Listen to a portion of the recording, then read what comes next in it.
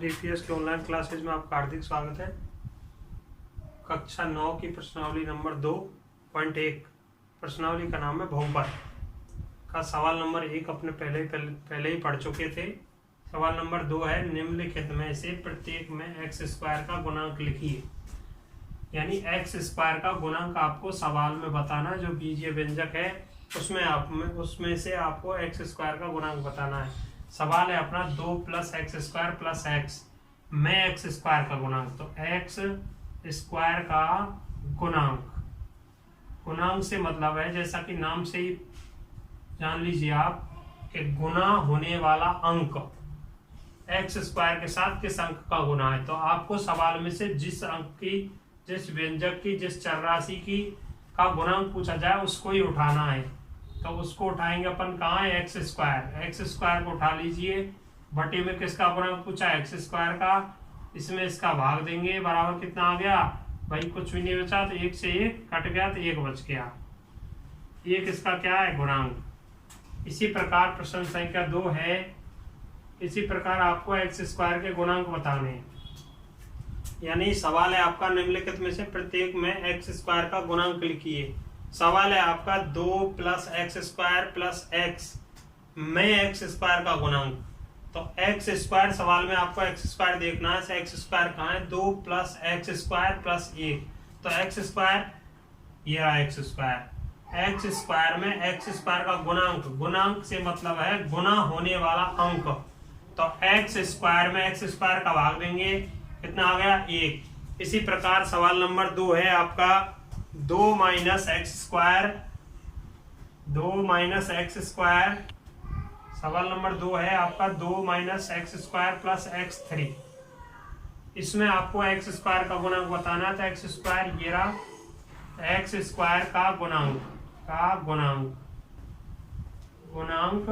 बराबर x square किसके है, माइनस के। तो -एक्स स्क्वायर बटे में किसका गुणांक, एक्स स्क्वायर का। एक्स स्क्वायर तो एक्स स्क्वायर खत्म, बराबर क्या बचा, -1/1 बराबर क्या आया, -1। ये इसका क्या गया, गुणांक। इसी प्रकार प्रश्न संख्या 3, यानी एक्स स्क्वायर का गुणांक बताना आपको। प्रत्येक सवाल के, दूसरे सवाल के प्रत्येक सवाल में आपको एक्स स्क्वायर का गुणांक बताना है, क्योंकि सवाल में पहले लिख दिया निम्नलिखित में से प्रत्येक में एक्स स्क्वायर का गुणांक लिखिए। तो इसमें अपन पहले में बताया 2 + एक्स स्क्वायर प्लस एक्स, तो एक्स स्क्वायर का गुणांक। तो एक्स स्क्वायर वाली संख्या का चयन करेंगे। एक्स स्क्वायर वाली संख्या कहाँ है, ये रही दूसरे नंबर पर। एक्स स्क्वायर में एक्स स्क्वायर का भाग देंगे, कोई अंक नहीं है, कोई भी अंक संख्या के सामने, बीजीय व्यंजक के सामने नहीं होगा, चर राशि के सामने नहीं होगा, उसका अपन 1 मान लेते हैं, तो 1। इसी प्रकार एक्स स्क्वायर के सामने कोई अंक नहीं है, तो एक इसका मान लिया, -1। सवाल नंबर 3 है आपका π/2 एक्स स्क्वायर प्लस एक्स। तो इसमें भी आपको क्या बताना है, एक्स स्क्वायर का गुणांक बताना है, π/2 एक्स स्क्वायर प्लस एक्स। तो π/2 एक्स स्क्वायर प्लस एक्स में एक्स स्क्वायर का गुणांक बराबर π/2 एक्स स्क्वायर। यही है ना एक्स स्क्वायर की संख्या। तो एक्स स्क्वायर की संख्या ले ली गई बटे में एक्स स्क्वायर, कि जिस संख्या का अपन गुणांक निकालेंगे उसी संख्या का उस संख्या में अपन क्या देंगे, भाग। जिसके साथ एक्स स्क्वायर का गुणा है उस अंक को, उसी पद को अपन लेते हैं जिसमें एक्स स्क्वायर का गुणांक होता है। तो एक्स स्क्वायर का गुणांक वही संख्या है π/2 × एक्स स्क्वायर, π/2 × एक्स स्क्वायर बटे में जिसका भाग देंगे, जिसका अपन गुणांक ज्ञात करेंगे। एक्स स्क्वायर करेंगे, एक्स स्क्वायर को भाग देंगे, एक्स का गुणांक निकालेंगे, एक्स का भाग देंगे, एक्स स्क्वायर से एक्स स्क्वायर खत्म, क्या बच गया, π/2। तो π/2 इसका क्या गया, गुणांक। सवाल नंबर 4 है आपका, इसी प्रकार एक्स स्क्वायर का गुणांक निकालना है आपको। फिर से देखिए, π/2 एक्स स्क्वायर प्लस एक्स। अब पूछा क्या है, एक्स स्क्वायर का गुणांक। तो एक्स स्क्वायर वाला पद देखिए आप, π/2 × एक्स स्क्वायर। इससे अपन को कोई मतलब नहीं है, किससे, एक्स से। केवल जो एक्स है अपन को मतलब किससे, केवल जिसमें एक्स स्क्वायर का गुणांक है, π/2 × एक्स स्क्वायर। जो संख्या, जिस संख्या के साथ एक्स स्क्वायर का गुणांक है, वही संख्या, वही पद आपको ले लेना है, और उसमें ही जिस संख्या का, जिस चर राशि का अपन गुणांक ज्ञात कर रहे हैं एक्स स्क्वायर का, उसका ही भाग दे देना है। एक्स स्क्वायर से एक्स स्क्वायर खत्म, बच गया π/2। π/2 अपन ने मान लिया किसका, एक्स स्क्वायर का गुणांक, यानी किसका गुना हो रहा है एक्स स्क्वायर के साथ, पाई बटे 2 का। तो ये क्या हो गया, एक्स स्क्वायर का पाई बटे 2 गुणांक। सवाल नंबर 4 है √2x - 1। इसमें संख्या देखिए आप, यानी बीजीय व्यंजक में कहीं एक्स स्क्वायर है नहीं है, इसीलिए एक्स स्क्वायर गुणांक क्या आएगा, एक्स स्क्वायर का गुणांक, इसमें एक्स स्क्वायर है ही नहीं, तो इसमें एक्स स्क्वायर नहीं है तो इसका गुणांक क्या होगा, 0। जिसमें पद है ही नहीं एक्स स्क्वायर वाला, उसका गुणांक क्या मान लेते हैं अपन, 0। ये 0 ही इसका क्या हो जाएगा, गुणांक। इस प्रकार से आपके किसी भी अंक के गुणांक, अब इसमें तो पूछा एक्स स्क्वायर गुणांक, मान लीजिए इसमें पूछ ले जाए x3 का गुणांक, तो x3 का गुणांक कितना आएगा, x3 के साथ किसका गुणा हो रहा है, 1 का। इसमें x3 है नहीं तो इसमें क्या मानेंगे, 0। इसमें x3 नहीं, इसमें क्या मानेंगे, 0। इसमें x3 नहीं, इसमें क्या मानेंगे, 0। अगर पूछ ले x का गुणांक, जैसे इसमें पूछ ले जाता है x का गुणांक √2x - 1, तो x वाला पद देखिए जिसके साथ x का गुणांक है √2x, और √2x में ही जिस पद का गुणांक पूछा है उसका भाग देंगे, तो √2x में x का गुणांक, तो x का भाग देंगे, x से x खत्म, क्या बच गया, √2, इसका गुणांक आ गया √2। बाकी के पदों से अपन को कोई लेना देना नहीं है, जो जिस पद का गुणांक पूछा जाता है उसी पद को अपनों को लेना, उसी पद का अपन को चयन करना है जिसका गुणांक पूछा जाता है। बाकी के शेष पदों को अपन को, अब शेष पदों से अपना कोई लेना देना नहीं है। अगला सवाल देखोगे, अगला सवाल नंबर 3 देखोगे, 35 की घात के द्विपदीय। अगला सवाल है 35 की घात के द्विपदीय और 100 की घात के एक पदीय के एक उदाहरण। 35 की घात के द्विपदीय और 100 की घात के एक पदीय का एक उदाहरण लिखिए। यानी पदों के अनुसार आपको 35 की घात के द्विपदीय और 100 की घात के एक पदीय, यानी अधिकतम घातांक 35 होनी चाहिए, उसका तो एक पदीय उदाहरण, द्विपदीय उदाहरण, और 100 की घातांक होनी चाहिए उसका एक पदीय उदाहरण। यानी जिस संख्या का उस बीजीय व्यंजक उदाहरण लेना है जिसमें 2 पद हो, जैसे x35 + 7, इसमें अधिकतम घातांक कितनी हो गई, 35, और पद कितने हो गए, एक पद और 2 पद। कितने पद हो गए, 2 पद। इसी प्रकार y की घातांक 35 + 5y, ये 2 उदाहरण हो गए किसके, ये दोनों उदाहरण किसके हो गए, द्विपदीय के। कितने के, द्विपदीय के उदाहरण हो गए 2। ये द्विपदीय के उदाहरण, द्विपदीय मतलब एक पद और 2 पद, एक पद और 2 पद। इसमें अधिकतम घातांक कितनी है, 35। ये बोल रहा है 35 की घात के द्विपदीय का उदाहरण, तो घातांक 35 होनी चाहिए और पद कितने होने चाहिए, 2। यानी द्विपदीय जब बनेगा जब उसमें पद 2 होंगे, घातांक कितनी होनी चाहिए, 35। तो अधिकतम घातांक 35 है और पद कितने, 2, 1 और 1 2। बीच में प्लस का भी निशान लगा सकते हो आप, और माइनस का भी लगा सकते हो। केवल गुना और भाग का नहीं लगा सकते, माइनस और प्लस का गुण चिन्ह लगा सकते हैं। तो ये तो हो गया द्विपदीय का उदाहरण। अब आ गया 100 की घात का एक पदीय उदाहरण। एक पदीय उदाहरण ये 35 की घात का 35 की घात के द्विपदीय उदाहरण। कितने लिखा दी द्विपदीय उदाहरण, 2, 1 और 2। इसमें 100 की घात के एक पदीय उदाहरण, यानी x की घात 100, केवल एक पद है, एक ही पद है। दूसरा मान लीजिए y की घातांक 100, ये एक पदीय है, ये भी एक पदीय है, इसमें भी एक पद है और इसमें भी एक पद है। अधिकतम घातांक कितनी होनी चाहिए, 100। तो दोनों पे अधिकतम घातांक कितनी है, 100। पद कितने, एक। इस प्रकार से एक पदीय और द्विपदीय का उदाहरण, यानी 35 की घात के द्विपदीय और 100 की घात के एक पदीय का एक उदाहरण। तो 35 की घात के भी 2 उदाहरण है और 100 की घात के भी 2 उदाहरण है। 35 घात के द्विपदीय उदाहरण है और 100 की घात के एक पदीय उदाहरण है। इसी प्रकार सवाल नंबर 4 आ जाता है आपका, निम्नलिखित बहुपदों में से प्रत्येक बहुपद की घात लिखिए। निम्नलिखित बहुपदों में से प्रत्येक की घात लिखिए। निम्नलिखित बहुपदों में से पदों में से प्रत्येक की घात लिखिए। इसमें सवाल नंबर 4 में पहला सवाल है आपका, सवाल नंबर 4 में पहला सवाल है आपका 5x3 plus 4x² 5x3 plus 4x² plus 7x। सवाल नंबर 4 में पहला सवाल है आपका 5x3 4x² प्लस 7x। इसमें आपको बहुपदों में प्रत्येक की घातांक लिखनी है। तो आपको ध्यान रखना है घातांक इसमें 2 है। देखो x की घातांक 3 भी है, x की घातांक 2 भी है और x की घातांक अकेला 1 भी है। इस स्थिति में अपन x की घातांक को 1 मानते हैं, तो x की घातांक 3 है और x की घातांक 2 है और इधर x की घातांक कितनी है 1। तो अपन क्या करेंगे, x की घातांक दोनों है, 3 भी है, 2 भी है और 1 भी है। इसमें x की घातांक अपन अधिकतम लेते हैं। x की अधिकतम घातांक कितनी है 3 है।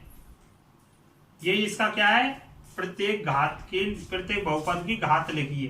तो अधिकतम घातांक कितनी है 3। तो इसका उत्तर कितना होगा, x की घातांक 3 है।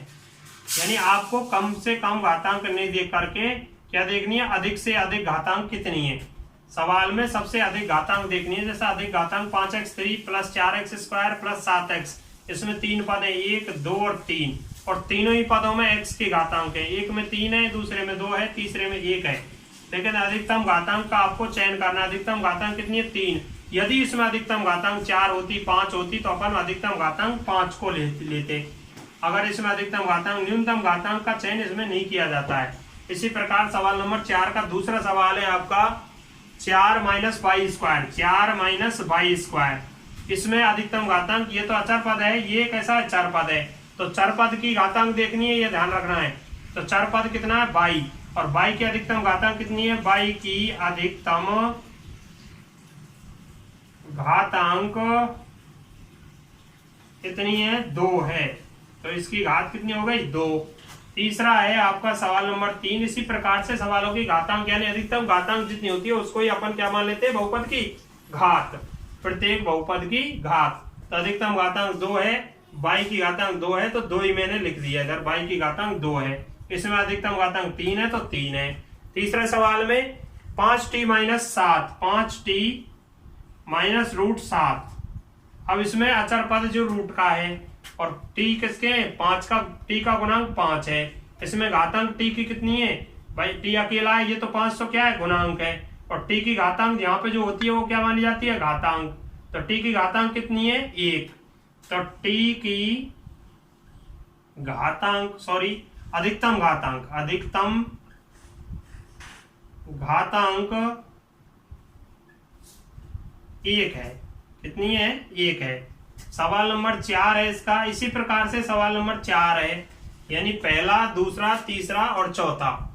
अधिकतम घातांक 3, इसमें अधिकतम घातांक 2, तो 2। इसमें t की अधिकतम घातांक 1 है। ये संख्या t की नहीं है, रूट की है, अचर पद है। वैसे अपरिमेय संख्या है √7, और 5t कैसी है, चर राशि है, और 7 √7 अचर है। लेकिन इसका दूसरा नाम क्या है, अपरिमेय संख्या। अधिकतम घातांक कितनी है 1। t की अधिकतम घातांक 1 है। अगला सवाल है आपका चौथा 3। इसमें अधिकतम घातांक कितनी है, अधिकतम घातांक 0 है। इसमें घात है ही नहीं, या अचर राशि है, या फिर लिख सकते हो इसमें या अचर पद है, क्योंकि इसमें अधिकतम घातांक है ही नहीं, कोई भी घात संख्या है ही नहीं, चर राशि है ही नहीं। तो इसमें लिख सकते हैं या तो अधिकतम घातांक 0 है, या लिख सकते हैं यह एक अचर पद है। क्या है, अचर पद। इसी प्रकार आपके सवाल नंबर 3 और 4। अब आज बारी आती है सवाल नंबर 5 की। सवाल नंबर 5 क्या कहता है आपका, देखिए सवाल नंबर 5। सवाल नंबर 5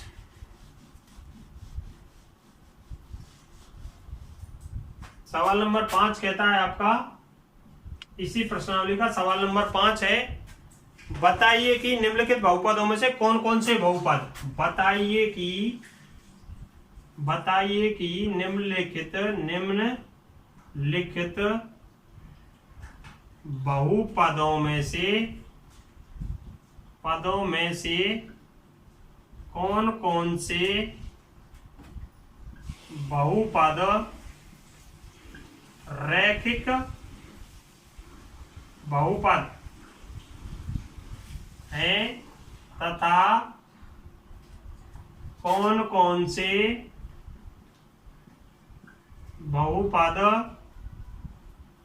यानी बताइए कि निम्नलिखित में से बहुपदों में से कौन कौन से, बताइए कि निम्नलिखित बहुपदों में से कौन कौन से बहुपद रैखिक बहुपद तथा कौन कौन से बहुपद द्विघाती और त्रिघातीय हैं। बहुपद द्विघाती तथा त्रिघाती हैं, यानी घात के आधार पर बहुपदों की पहचान करनी है आपको। किसके आधार पर? घात के आधार पर, ना कि पदों के आधार पर। तो सवाल नंबर फर्स्ट है आपका, यानी रैखिक बहुपद जिसमें अधिकतम घातांक 1 होगी वो कहलाता है रैखिक बहुपद। त्रिघाती जिसमें घातांक 3 होगी, अधिकतम घातांक 3। द्विघाती जिसमें अधिकतम घातांक 2, त्रिघाती में अधिकतम घातांक 3। और रैखिक बहुपद वह बहुपद जिसमें घातांक अधिकतम घातांक 1 होगी वो क्या कहलाता है? रैखिक बहुपद। उसका नाम एक पदीय नहीं है, उसका नाम है रैखिक बहुपद। तो सवाल नंबर फर्स्ट है एक्स स्क्वायर प्लस एक्स। अब इसमें दोनों ही राशि चर राशि है, लेकिन अधिकतम घातांक कितनी है? एक्स की 2 है। तो आपको क्या लिखना है? 2 है तो द्विघाती माना जाएगा। कितना? द्विघाती। अधिकतम घातांक 2 है तो यहां लिखना है अधिक एक्स स्क्वायर, यानी एक्स की अधिकतम घातांक 2 है, इसीलिए बहुपद द्विघाती होगा। कितना होगा? कैसा होगा? द्विघाती होगा। यानी अधिकतम घातांक 2 है तो द्विघाती, अधिकतम घातांक 3 है तो त्रिघाती, अधिकतम घातांक 1 है तो रैखिक बहुपद। अगला सवाल है आपका x माइनस x3। अब इसमें अधिकतम घातांक कितनी है? x की अधिकतम घातांक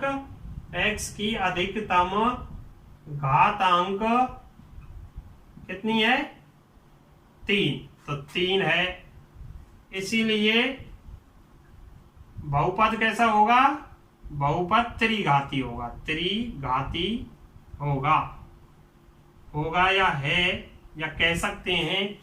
नंबर 3 है आपका, यानी इनमें अधिकतम घातांक के आधार पर चल रहा है कि x पर अधिकतम घातांक 2 है तो अधिकतम घातांक 2 होने पर बहुपद द्विघाती, अधिकतम घातांक 3 होने पर त्रिघाती और अधिकतम घातांक 1 होने पर रैखिक बहुपद। अगला सवाल है आपका y plus Y square plus 4। अब इसमें y 4, इसमें अधिकतम घातांक कितनी है भाई? y अचर पद कितना, चर राशि कौन सी है? y है। और y पर अधिकतम घातांक कितनी है? 2 है। तो कैसा होगा ये? द्विघाती। अगर पद के आधार पर इसका विभाजन करें तो ये देखो एक पदीय है, द्विपदीय और त्रिपदीय। लेकिन घातांक के आधार पर कैसा होगा? अधिकतम घातांक कितनी है? 2 है। तो क्या बोलेंगे इसको? द्विघाती। यहां लिखेंगे y की अधिकतम घातांक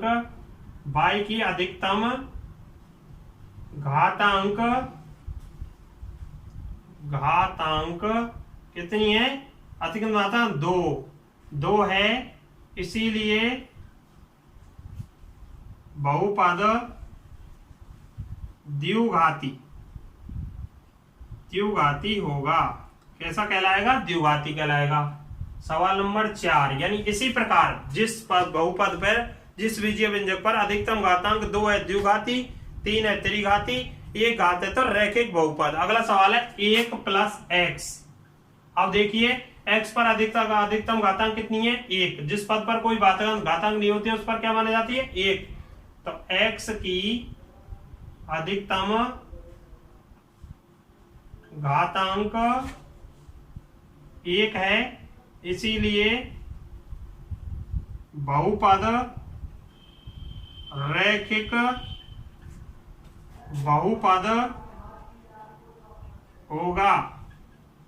कैसा बहुपद होगा? रैखिक बहुपद होगा, क्योंकि x पर अधिकतम घातांक कितनी है? 1 प्लस x पर अधिकतम घातांक है ही नहीं, कुछ भी 1 ही है, तो 1 पर क्या कहलाएगी? रैखिक बहुपद। क्या कहलाएगा? रैखिक बहुपद। अब तीनों प्रकार के सवाल आपके आगे। अधिकतम घातांक 2 होने पर द्विघाती होगा, अधिकतम घातांक 3 होने पर त्रिघाती होगा, अधिकतम घातांक 1 होने पर रैखिक बहुपद कहलाएगा। क्या कहलाएगा? रैखिक बहुपद कहलाएगा।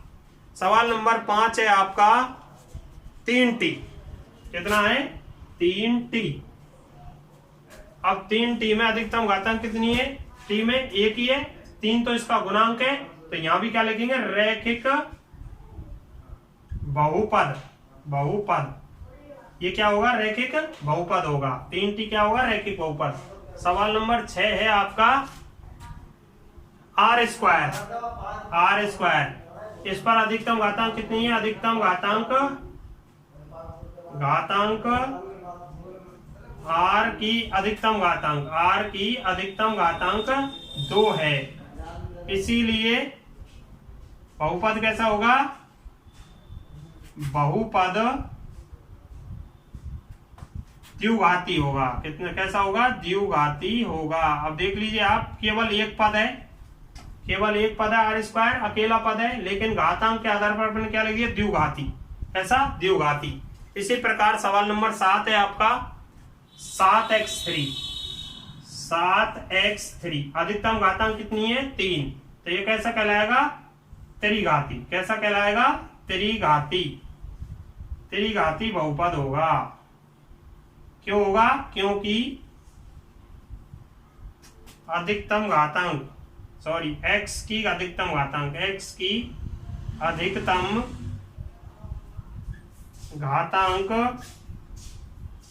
3 है, इसीलिए तो त्रिघाती बहुपद होगा। त्रिघाती बहुपद है क्योंकि अधिकतम घातांक कितनी है? 3 है। ये आपके सवाल नंबर 5 खत्म हो गए।